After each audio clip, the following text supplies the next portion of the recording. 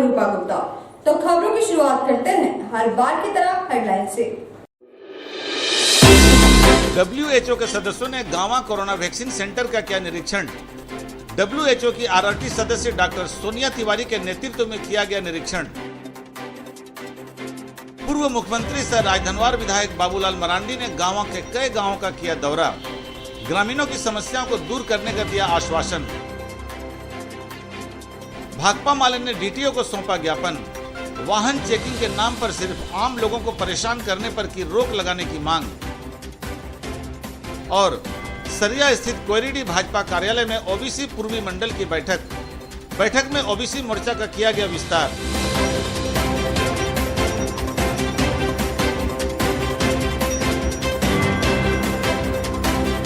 और अब खबरें विस्तार से। WHO के कई सदस्यों ने शनिवार को गांवा स्थित कोरोना वैक्सीन सेंटर का निरीक्षण किया। इस दौरान RRT सदस्य डॉक्टर सोनिया तिवारी ने वैक्सीनेशन में तेजी लाने का निर्देश दिया। WHO के कई सदस्यों ने शनिवार को गांवा स्थित कोरोना वैक्सीन सेंटर का निरीक्षण किया। इस दौरान RRT सदस्य डॉक्टर सोनिया तिवारी ने वैक्सीनेशन में तेजी लाने का निर्देश दिया। इस मौके पर उन्होंने कहा कि प्रखंड के सभी क्षेत्रों में वैक्सीनेशन का कार्य तेजी से चल रहा है। कहा कि आज सभी लोगों को आगे बढ़कर वैक्सीन लेना चाहिए। कहा कि कोरोना की 2 वैक्सीन लेने के बाद भी लोगों को सतर्क रहने की जरूरत है। उन्होंने सभी लोगों से मास्क और सैनिटाइजर का उपयोग करने की सलाह दी। मौके पर गुलशन आरा, संजय राम, राजीव कुमार सहित कई लोग उपस्थित थे। मैं डॉक्टर सोनिया तिवारी हूँ WHO से। मैं रैपिड रिस्पांस टीम मेंबर हूँ जो कि पिछले 1 महीने से गिरिडीह जिले को देख रही हूँ। आज मैं यहाँ पे मिडिल स्कूल गांवा में आई हूँ और यहाँ पे वैक्सीनेशन का काम अच्छी तरीके से ही चल रहा है। लेकिन अभी एक चीज़ देखने को मिली है कि जितने भी ब्लॉक्स हम लोग विजिट कर रहे हैं वहाँ पे लोग अभी होली के बाद से काफ़ी कम आ रहे हैं और काफ़ी कम आ रहे हैं। इसका शायद कारण लोगों के प्रति डर है या जो है। तो मैं अपना मैसेज यही देना चाहती हूँ आम जनता को और लोगों को कि आप ज़्यादा से ज़्यादा लोग आए और वैक्सीनेशन करवाएं। और वैक्सीनेशन के दोनों टीके लेने के बाद भी हमें सावधानी रखना है, जैसे कि समय समय पे सैनिटाइजेशन का यूज़ करना, मास्क पहनना। और अभी हम सारी शादी या जो भी फंक्शंस हैं या त्यौहार हैं इसमें भीड़ इकट्ठा नहीं करेंगे। क्यों? क्योंकि अभी हम रोज आए दिन सभी लोग न्यूज़ में देख रहे हैं कि कोरोना के केस निरंतर बढ़ रहे हैं। तो इसलिए मेरी आप सबसे गुजारिश है कि ज़्यादा से ज़्यादा संख्या में आके टीकाकरण का लाभ लें। और यहाँ जहाँ मैं आई हूँ गांवा में, यहाँ पे मिडिल स्कूल में इन्होंने सत्र लगाया है और यहाँ पे हर चीज की व्यवस्था अप टू द मार्क मिली है। गांवा प्रखंड के नीचे टोला में शुक्रवार दोपहर आग लग जाने से 1000 रुपए की संपत्ति जलकर राख हो गई। ग्रामीणों ने बताया कि किसी व्यक्ति ने पुटुस की झाड़ी में आग लगा दी थी, जिससे आग पूरे क्षेत्र में फैल गई।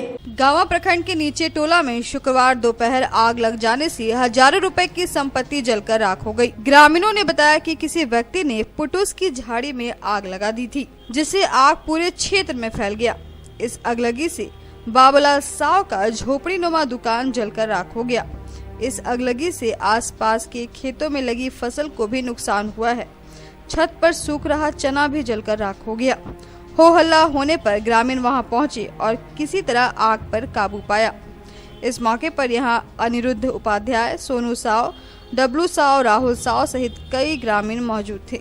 से आग आया और इधर अचानक पकड़ लिया, पूरा एकदम खेत पूरा जल गया। इधर पूरा आग कैसे लगा कुछ पता है? कुछ पता नहीं है। उधर पीछे में पूरा पीछे बगान था, पूरा फुटूसा था, पूरा एकदम आग पकड़। भाकपा माले ने DTO को एक ज्ञापन सौंपकर वाहन जांच के नाम पर आम लोगों को परेशान करने पर रोक लगाने की मांग की है। माले का कहना है कि वाहन जांच के नाम पर सिर्फ आम नागरिकों को ही क्यों परेशान किया जाता है। भाकपा माले ने DTO को एक ज्ञापन सौंपकर वाहन जांच के नाम पर आम लोगों को परेशान करने पर रोक लगाने की मांग की है। माले नेताओं का कहना है कि वाहन जांच के नाम पर सिर्फ आम नागरिकों को ही क्यों परेशान किया जाता है। माले का कहना है कि आम जनता को वाहन जांच के नाम पर चौक चौराहों पर तंग किया जाता है, फाइन काटा जाता है और फिर DTO थाना भेज दिया जाता है। माले का कहना है कि कोरोना काल में एक और रोजगार चला गया है, वहीं सरकारी खजाने को भरने के लिए गरीबों के लिए स्पेशल नियम बनाए गए हैं। माले विधानसभा प्रभारी का कहना है कि यदि जांच होती है तो DTO कार्यालय, नगर निगम प्रशासन के सभी वाहनों की जांच की जाए। पदाधिकारी के पास और वहाँ पे हम लोग एक आवेदन दिए हैं कि किस प्रकार आम लोगों का जांच होता है, चाहे 2 पहिया हो चाहे 4 पहिया हो, उसी प्रकार सरकारी विभाग के सभी गाड़ियों को, चाहे प्रशासन हो, चाहे डीटीओ का गाड़ी हो, चाहे डीटीओ विभाग का गाड़ी हो, चाहे नगर निगम का गाड़ी हो, वो सारा भी अगर जांच किया जाए। क्योंकि कोरोना काल में सिर्फ आम जनता को ही तबाह क्यों किया जाता है, आम जनता को ही तंग क्यों किया जाता है। सरकारी विभाग के चाहे 2 पहिया हो चाहे 4 पहिया हो, सभी चाहे ट्रैक्टर हो, सभी को चेक किया जाए कि कौन सा उसका फिटनेस है कि नहीं, उसका इंश्योरेंस है कि नहीं, उसका रजिस्ट्रेशन है कि नहीं, उसका प्रदूषण का है कि नहीं, उसका भी जांच किया जाए। ऐसे अगर 2 तरफा काम किया जाए, एक के लिए बहुत अच्छा आप सोच रहे हैं और एक के लिए नहीं सोच रहे, तो हम इसका विरोध करते हैं, भाकपा वाले विरोध करता है। और अगर नहीं हुआ 10 दिन के अंदर तो हम इस पर आंदोलन करेंगे, एक ऑफिस को घेरेंगे। बहुत आम लोगों के साथ साथ में गाड़ी चेकिंग हो रहा है, उनके साथ साथ में सरकारी विभाग का गाड़ी भी 2 पहिया हो चाहे 4 पहिया हो, सबका चेक होना चाहिए, जांच होना चाहिए। रोनियार समाज के राष्ट्रीय अध्यक्ष हेमंत गुप्ता शुक्रवार शाम को गिरिडीह पहुंचे। इस दौरान बातचीत में उन्होंने कहा कि वर्तमान सरकार से मांग की गई है कि रोनियार समाज को मिल रहे 4% आरक्षण को बढ़ाकर 27% कर दिया जाए। रोनियार समाज के राष्ट्रीय अध्यक्ष हेमंत गुप्ता शुक्रवार शाम को गिरिडीह स्थित संगठन के सह सचिव संतोष गुप्ता के धरियाडे स्थित आवास पर पहुंचे। यहां समाज के लोगों ने गर्मजोशी से इनका स्वागत किया। इस दौरान श्री गुप्ता ने हेमंत सरकार से मांग की कि रोनियार समाज को मिल रहे 4% आरक्षण को बढ़ाकर 27% कर दी जाए।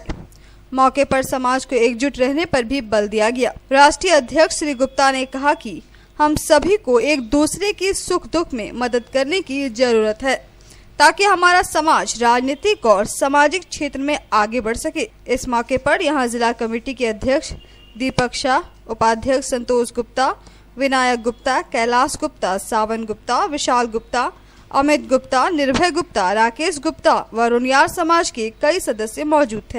रोनियार समाज के उत्थान के लिए भारत सरकार को और राज्य सरकारों को, जितने भी राज्य सरकारें हैं और उसके जितने जिला हैं उसके सभी जिलाधिकारियों को कानूनी नोटिस भेजी गई है कि रोनियार समाज का भी जनगणना कॉलम अलग से बनाया जाए और कैटेगरी 1 और कैटेगरी 2 का जो ओबीसी सिस्टम इन्होंने बनाया है, जिसको कहते हैं एनेक्चर 1 और एनेक्चर 2, वो किस सिस्टम के तहत बनाया है, संविधान में कहाँ ऐसा लिखा हुआ है कि हमें वो एनेक्चर 2 और एनेक्चर 1 में रखेंगे। इसी सब चीज़ की जानकारी के लिए हम लोगों ने केंद्र सरकार को, राज्य सरकार को नोटिस भेजा है। दूसरा, हमारा मीटिंग हो रहा है कि केंद्रीय नेतृत्व और केंद्रीय संगठन कैसे मजबूत हो। जब हमारे केंद्रीय संगठन मजबूत होगी तभी हमारी राज्य इकाइयाँ भी मजबूत होगी और तब जिला इकाइयाँ भी मजबूत होगी।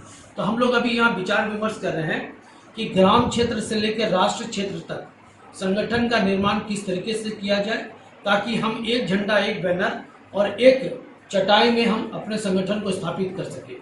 क्योंकि जब तक हम रोनियार समाज को संगठित नहीं कर पाएंगे तब तक हम एकजुटता का परिचय नहीं दे पाएंगे, और जब तक हम एकजुट नहीं होंगे, एक स्वर नहीं होगा, एक सोच नहीं होगा। आज हमारे रोनियार समाज का राष्ट्रीय अध्यक्ष श्री हेमंत गुप्ता जी हमारे आवास पर आए और हमारे समाज के बहुत सारे लोग बैठे एक मीटिंग के तौर पर कि हमारे समाज कैसे आगे बढ़ेगा, उस पर विचार किया गया और आगे किस रणनीति पर इसको आगे बढ़ाया जाए वो सब बातचीत हुई है और उसका बहुत ही। धनवार विधायक सह भाजपा नेता बाबूलाल मरांडी ने शुक्रवार को गांव प्रखंड के बिरने, पटना और मालडा क्षेत्र का दौरा किया। इस दौरान उन्होंने लोगों की समस्याओं को सुना और उनका समाधान करने का आश्वासन दिया। शुक्रवार को गांवा प्रखंड के गांवा, बिरने, पटना और मालडा समेत कई स्थानों का बाबूलाल मरांडी ने दौरा किया। इस दौरान उन्होंने लोगों की समस्याएं सुनी, साथ ही उनके समाधान का आश्वासन भी दिया। इस दौरान वे भाजपा कार्यकर्ता सह ग्राम प्रधान राजकुमार यादव के आवास पर पहुंचे और उन्हें सांत्वना दी। विगत दिनों उनके पिता का निधन हो गया था। क्षेत्र भ्रमण के बाद वे मालडा स्थित बर्नवाल धर्मशाला पहुंचे और भाजपा कार्यकर्ताओं एवं आम लोगों की समस्याओं के बाबत जानकारी ली। साथ ही उन्होंने संगठन मजबूती पर भी बल दिया। वहीं पत्रकारों से बात करते हुए श्री मरांडी ने कहा कि झारखंड में वर्तमान समय में कानून व्यवस्था की स्थिति काफी खराब हो गई है। राज्य में चोरी, डकैती, हत्या एवं दुष्कर्म की घटनाओं में काफी इजाफा हुआ है। पूरे राज्य की यही स्थिति है। वहीं उन्होंने मधुपुर चुनाव में कहा कि चुनाव में तमाड़ चुनाव का इतिहास दोहराया जाएगा। तमाड़ में मुख्यमंत्री चुनाव हारे थे और मधुपुर चुनाव में भी मंत्री चुनाव हारेंगे।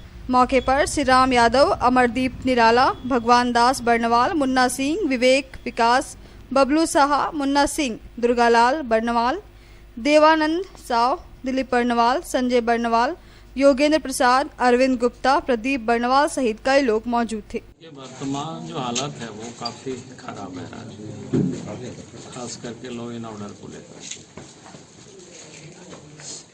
एक तो अपराधी बेलगाम है और राज्य के जो पुलिस प्रशासन है वो भी बेलगाम है। आए दिन देखते हैं कि आम लोग परेशान रहते हैं। पूरे राज्य की यही स्थिति, चोरी, डकैती, हत्या, अपहरण लगातार बढ़ रही है। बहु बेटियों की इज्जत कहीं सुरक्षित नहीं है। दुष्कर्म की घटनाएं लगभग 1800 ऐसा कुछ हो गया और लगता है कि राज्य सरकार अपराधियों के सामने बिल्कुल नतमस्तक है। और दूसरी ओर आज पूरे प्रदेश से सब जगह से शिकायतें आ रही हैं।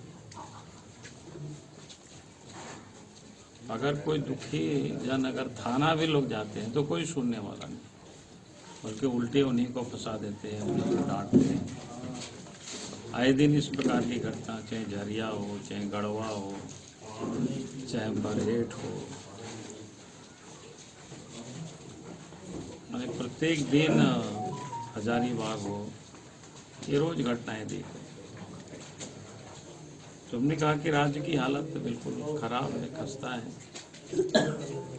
और आश्चर्य तो ये हुआ कि जब पूरे 1 साल राज्य के मुख्यमंत्री पैसे का रोना रोता रहा कि खजाना खाली है, पैसा नहीं है, और 31 मार्च को जो दिखाया, कल हमने वित्त विभाग में अफसरों से पूछा और अखबार में भी सारी बातें आई है कि उन्होंने कहा 83%, 83% खर्च हुआ। तो हमने राज्य के सरकार से, वित्त मंत्री से हमने कहा है अभी जो सरकार पूरी 1 साल तक रोते रहा कि पैसा नहीं है, जहां पिछले बजट में 87,000 करोड़ रुपया बजट में प्रावधान किया गया। सरिया स्थित कोयरिडी भाजपा कार्यालय में भाजपा सरिया पूर्वी कोयरिडी मंडल ओबीसी मोर्चा का विस्तार किया गया। इस मौके पर भाजपा नेताओं ने संगठन की मजबूती पर चर्चा की। सरिया स्थित कोयरिडी भाजपा कार्यालय में भाजपा सरिया पूर्वी कोयरिडी मंडल ओबीसी मोर्चा का विस्तार किया गया। इस मौके पर भाजपा नेताओं ने संगठन की मजबूती पर चर्चा की। यहां बैठक की अध्यक्षता ओबीसी मोर्चा के मंडल अध्यक्ष टिंकू साव ने की, जबकि संचालन पूर्व मंडल अध्यक्ष रामशंकर ठाकुर ने किया। इस मौके पर भाजपा नेताओं ने संगठन को मजबूत बनाने पर चर्चा की।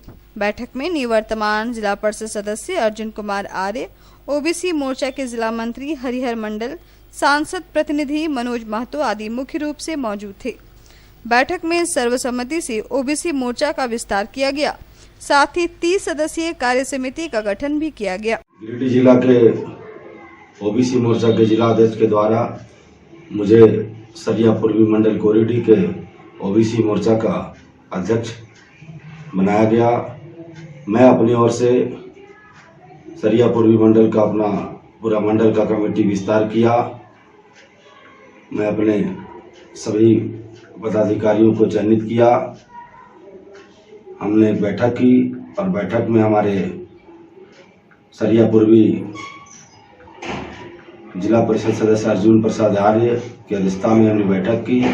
उसमें रामशंकर ठाकुर जी जो पूर्व मंडल अध्यक्ष हैं, हरिहर मंडल जी, जयप्रकाश वर्मा जी, अमित आनंद जी और वहाँ के सभी भाजपा के पदाधिकारी की उपस्थिति में हमने एक निर्णय लिया और हमारे मंडल में 11 पंचायत से सभी जगह के भाजपा कार्यकर्ता को अपने विस्तार में कमेटी में शामिल किया और मैं पार्टी ने जो मुझे जिम्मेदारी दी है उसको मैं बेखूबी से निभाऊंगा। संगठन के प्रति हमारी बहुत जागरूक रहेगी। भारतीय जनता पार्टी ने जो मुझे सम्मान दिया है उसके लिए मैं पार्टी के जिला अध्यक्ष को मैं बहुत बहुत आभार प्रकट करता हूं। हमारा विचार है कि हम अपना ओबीसी मोर्चा को लेकर हर पंचायत के हर गांव में पहुंचूंगा और सबकी समस्या को मैं सुनूंगा और समस्या को मैं निष्पादन करने का भी प्रयास करूंगा। गिरिडीह प्रखंड सहित गादी श्रीरामपुर के कई गांव में लोगों को अब तक पानी नहीं मिल पा रहा है। बताया गया कि लोग यहां पानी के लिए कई सालों से तरस रहे हैं। गिरिडीह प्रखंड सहित गादी श्रीरामपुर पंचायत के कई गांवों में इन दिनों पेयजल की समस्या उत्पन्न हो गई है। ग्रामीणों ने बताया कि पानी के अभाव में उन्हें कई परेशानियों का सामना करना पड़ रहा है। यहाँ ग्रामीण कई किलोमीटर चलकर सिर पर ढोकर पानी लाते हैं। 3 पंचायत मिलाकर गांव में यहाँ हजारों परिवार रहते हैं। लघु ग्राम जलापूर्ति योजना से पानी का कनेक्शन लेने को लेकर ग्रामीण विगत 2 साल से आस लगाए बैठे हैं। इसके बावजूद उन्हें पानी का कनेक्शन नहीं दिया गया। ठेकेदार द्वारा जलापूर्ति निर्माण कार्य पूरा कर लिया गया है। इसके बावजूद बोर्ड भी नहीं लगाया गया है। फिलहाल विभागीय लापरवाही के कारण ग्रामीणों को यहां पानी नहीं मिल पा रहा है। 2018 की जलापूर्ति योजना श्रीरामपुर के तहत एक प्लांट बना था। यहाँ पर दुखिया महादेव प्लांट में बना है और आज 3 साल होने को है। यहाँ पर 3 पंचायत का 10,000 जनता पानी के लिए तड़प रहा है और इस पानी प्लांट बन करके तैयार है। यहाँ का स्थानीय विधायक माननीय सुदीप कुमार भैया जी आदेश दे झारखंड सरकार को, ताकि यहाँ का 3 पंचायत के जनता पानी के लिए लाभान्वित हो। इस प्रचंड गर्मी में पानी के लिए 10,000 जनता तरस रहा है, एक एक बूंद के लिए। सरकार कभी कभी बोलते कि जल ही जीवन है और जल ही जीवन के साथ में आज पब्लिक 3 पंचायत का एक एक बूंद के लिए पानी के लिए तरस रही है। पोभी पंचायत के तेजपुर गांव में शनिवार को 45 आयु वर्ग से अधिक लोगों का टीकाकरण किया गया। यहां टीकाकरण की शुरुआत एएनएम पूजा कुमारी द्वारा की गई। पोभी पंचायत के तेजपुर गांव में शनिवार को 45 आयु वर्ग से अधिक लोगों को कोविड-19 के टीकाकरण की शुरुआत की गई। टीकाकरण की शुरुआत एएनएम पूजा कुमारी द्वारा की गई। वार्ड सदस्य मोहम्मद इस्माइल को सबसे पहले टीका लगाया गया। इस मौके पर उन्होंने कहा कि यह टीका पूरी तरह सुरक्षित है। समाज सेवी योगेश पांडे ने कहा कि किसी अफवाह पे नहीं पड़ते हुए हर लोग को कोविड-19 का टीका लगाना चाहिए। कोरोना संक्रमण का वैश्विक दौर अभी भी जारी है। जागरूकता, सतर्कता से ही हम कोविड-19 से सुरक्षित रह सकते हैं। कोविड-19 का टीकाकरण 45 यानी 45 वर्ष से अधिक आयु वर्ग के नागरिकों का शिविर लगाकर किया जा रहा है। इसलिए निर्भीक होकर किसी भी अपवाद को ध्यान न देकर निर्भीकता पूर्वक आप कोरोना का टीकाकरण खुद करवाएं और दूसरों को भी टीकाकरण करवाने के लिए उत्प्रेरित जागरूक करें।